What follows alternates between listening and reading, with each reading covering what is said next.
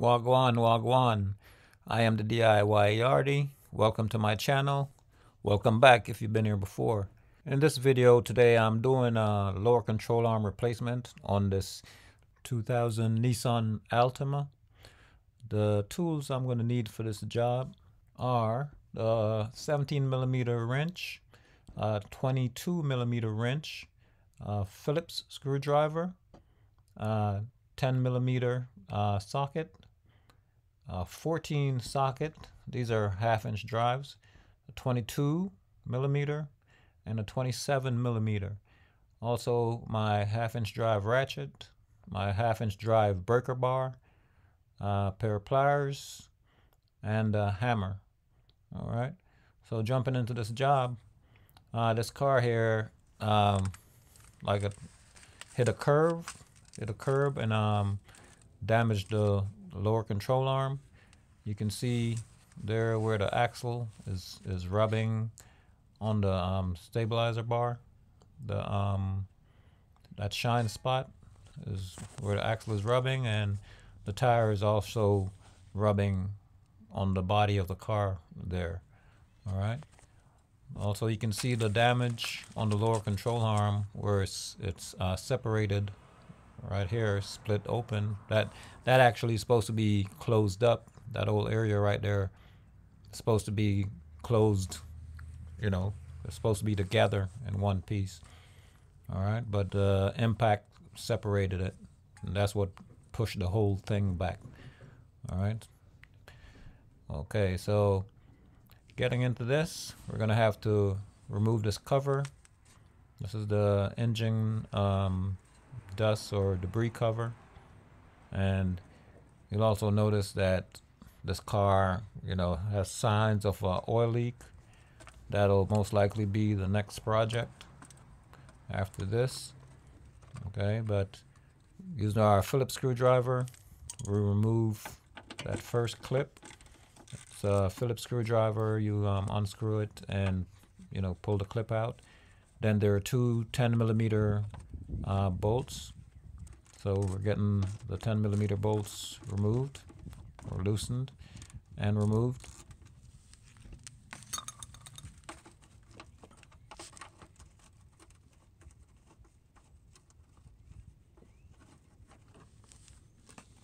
Okay, so got that loose and moving that cover out of the way.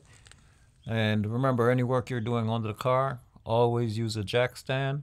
And if you notice, I have my jack and the jack stand in place, and I always place the jack stand, on a, solid surface of the car, or the frame of the car, basically. All right, so next I'm going to get this lock pin out of here. That lock pin basically is what holds that bolt.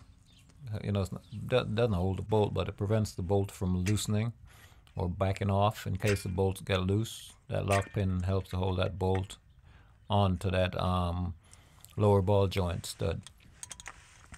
All right, so what I'm doing here is that lock pin, you have to squash it together to make it straight, to back it out. But this pin is actually rusted in there, or rusted in place. So basically, after trying to get that pin, backed out, I wasn't able to get it out, so I just went ahead and just cut it off. Like I used a chisel to just go ahead and cut it off. I didn't record that part of it because I had to, get the camera out of the way to do that. Okay, so this is your 22mm wrench to get that. This is the ball joint nut. You're getting that unscrewed. All right. So like I said, I had to break the lock pin off of there, and if I had to reuse this part, then I could drill that pin out or something like that, but I'm not reusing this part, so I'm not worried about that. Okay, so next what I'm going to do is get the sway bar link linkage loosened. So need my 17 to hold the, there's like a nut on the back of it there to keep it from spinning. And I've already put some lube on there, being that this is rusted. Okay, so I'm actually using an impact wrench, because of that rust. Okay, that'll help me get that off of there faster.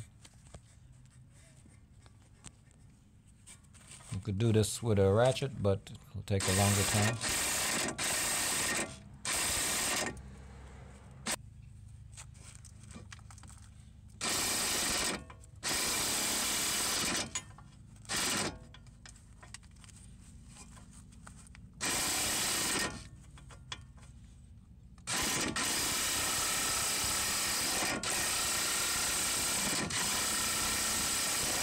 You notice I'm going forward and reverse with the impact.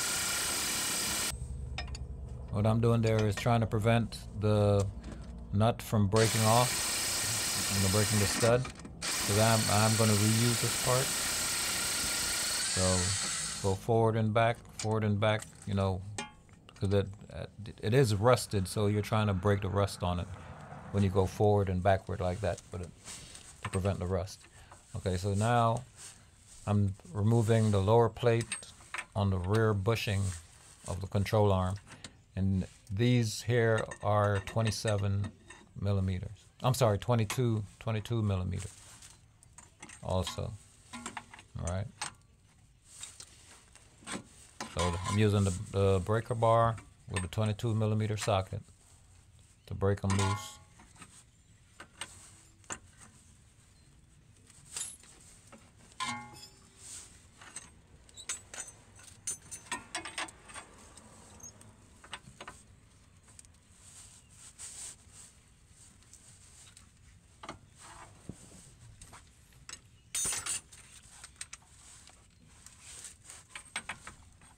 Using the impact to try to speed up the process. So.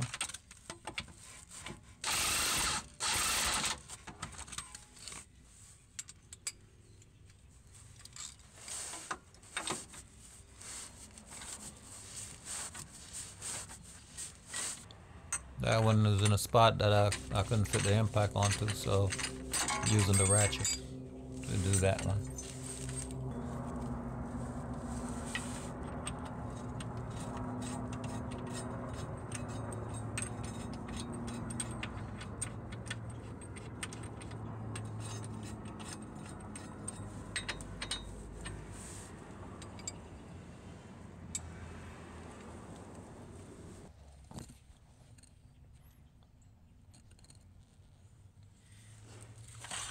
Okay, so now I'm pulling this bolt.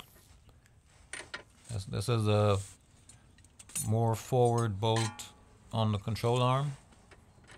This one is a 27 millimeter. So break it first of all with my break it with the breaker bar, and now I'm using the ratchet.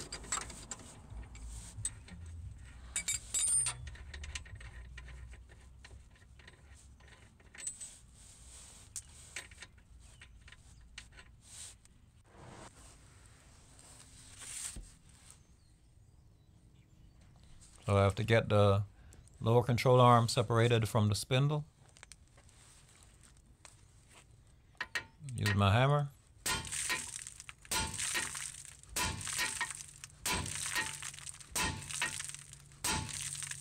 You hit that a few times. That normally breaks it loose.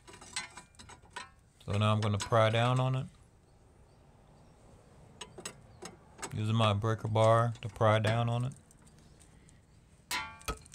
I hit it a couple more times.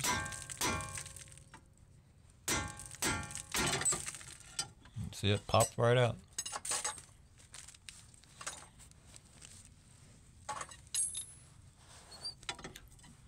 Sway bar linkage unhooked. Just got to tap it out of there. It was hanging on there, so just got to tap it out. I already took the bolt from there, so I just got to tap it out. not to bolt the nut. I already removed the nut. So now it should come forward pretty easily.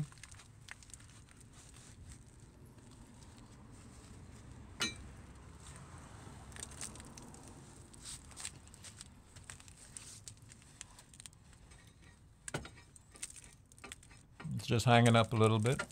Need to rock it back and forth to get it out.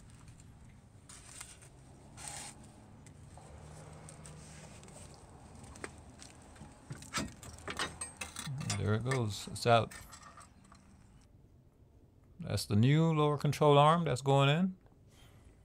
And you notice the new lower control arm, it comes with new bushings and lower ball joint. So gotta remove that old bushing. That's the rear bushing.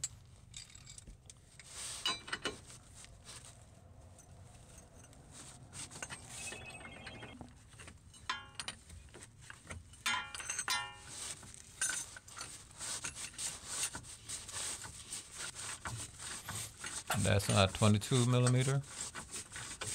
And please remember to subscribe and give me a thumbs up if this video is helpful. It will definitely help me to build and grow my channel. Out here, you know, making these videos to help other people that is trying to do these kind of jobs themselves.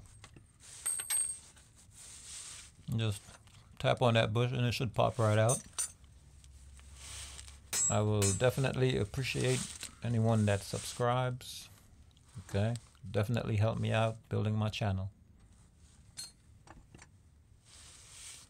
Now that the new lower control arm go right in place, no problem.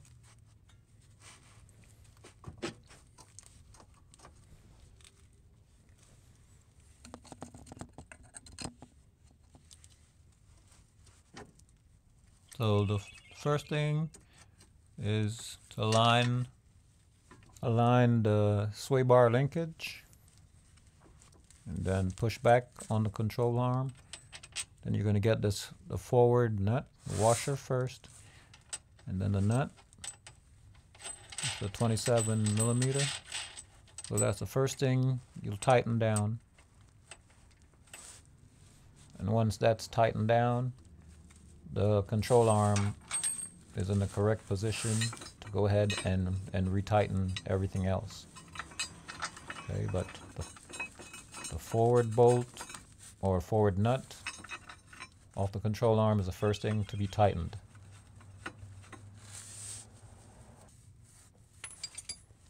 Okay, so now I've got everything in place. I can tighten this nut with my 27 millimeter.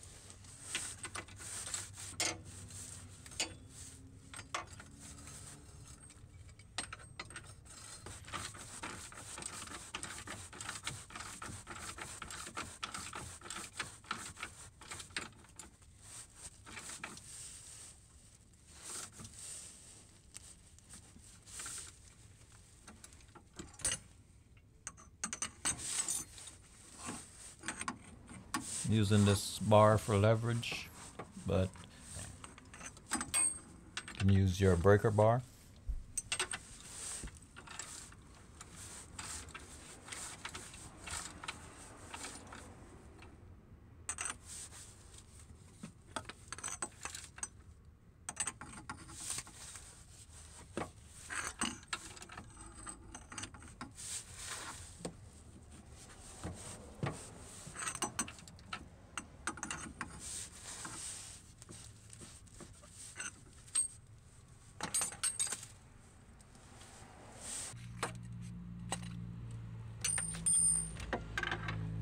Alright, now I gotta get my lower control arm into the spindle, or the lower ball joint, that is.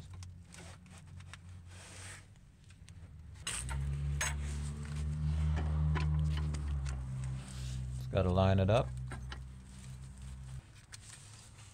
Rock it back and forth. It should pop in place. Do a little bit of shaking and it should pop right up. Okay, so I'm going to get my nut in place.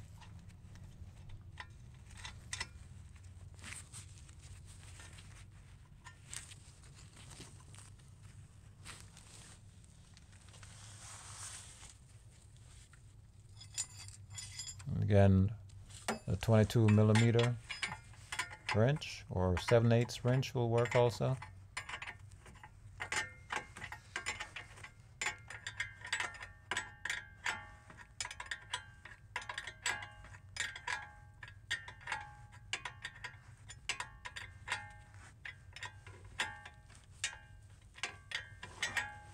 So there's one thing to keep in mind when you're tightening down this nut here. There's the hole for the lock pin, that hole there. You have to make sure that the slot where the hole is, that the slot lines up with that hole. That way you can get the pin into, you know, in there in between that slot. So for the lock or the backup lock, safety, I guess you could call it. Then you bend that pin to make sure it doesn't come out of there. All right, so that's the safety pin to make sure that nut stays in place. Even if it works itself loose, it won't come, you know, work itself all the way off. Okay. All right.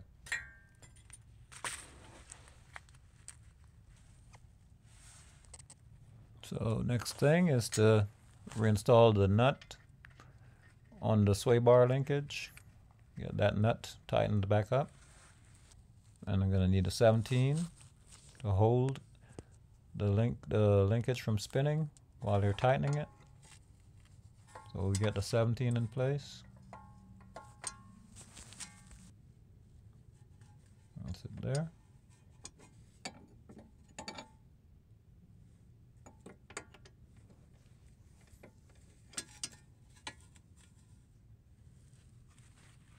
Got it locked on, so now it can tighten down.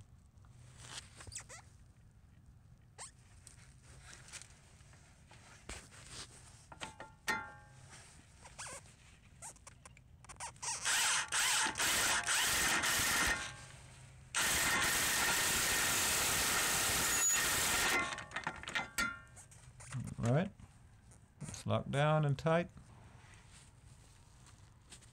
Lower ball joint is tight.